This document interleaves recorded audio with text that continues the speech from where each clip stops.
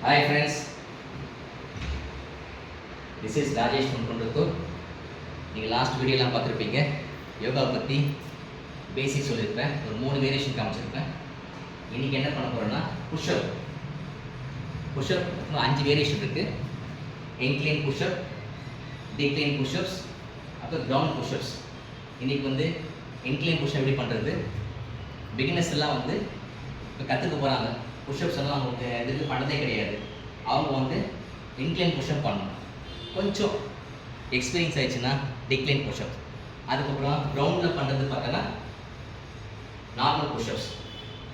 First இந்த incline push-up சொல்கிறேன். Incline push-up என்னென்ன ஆக்டிவேட் ஆகும்னா, லோயர் செஸ்ட் ஆக்டிவேட் ஆகும், நம்மளோட பைசெப்ஸு, ஷோல்டர். பிகினர்ஸ் வந்து இதை யூஸ் பண்ணிக்கலாம். இது வந்து இன்க்ளைன் புஷ்அப்ஸ்.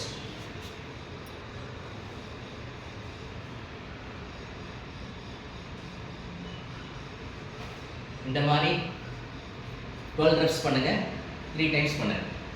ஓகேங்களா?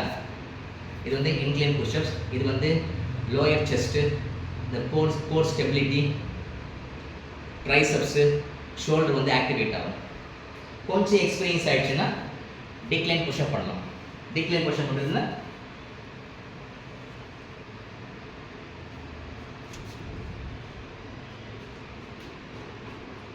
இது டிக்ளைன் புஷ்அப்.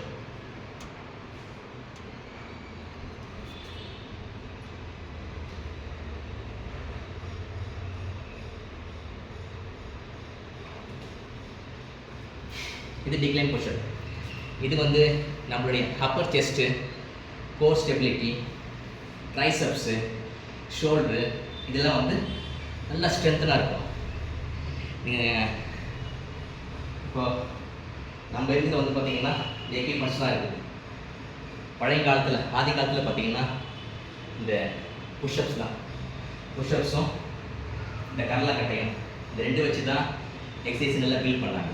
ஸோ இந்த இன்க்ளைன் புஷ்அப்ஸும் டிக்ளைன் புஷ்அப்ஸும் ரொம்ப எஃபெக்டிவ் ஃபார் த செஸ்ட். ஒரு 7 டிப்ஸ் சொல்கிறேன் உங்களுக்கு. ப்ரீ ஒர்க் அவுட், ஜிம்முக்கு வந்து ப்ரீ ஒர்க் அவுட்னா ஜிம்மு பண்ணுறதுக்கு முன்னாடி நம்ம என்ன சாப்பிடலாம், சாப்பிட்டு தான் ஜிம்முக்கே வரணும்.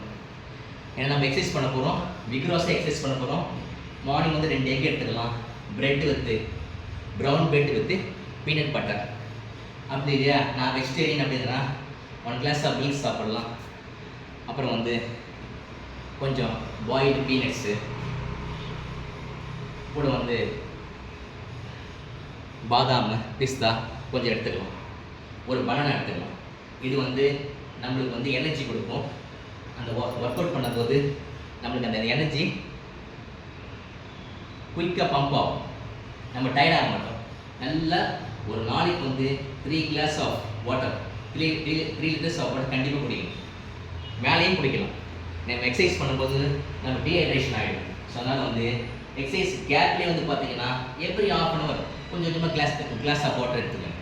அப்போ தான் நமக்கு இந்த டீஹைட்ரேஷன் ஆகாது. ஓகே கைஸ், இந்த வீடியோ பிடிச்சிருந்தா லைக் பண்ணுங்கள், ஷேர் பண்ணுங்கள், கமெண்ட்ஸ் பண்ணுங்கள். Catch one next video. Stay fit always.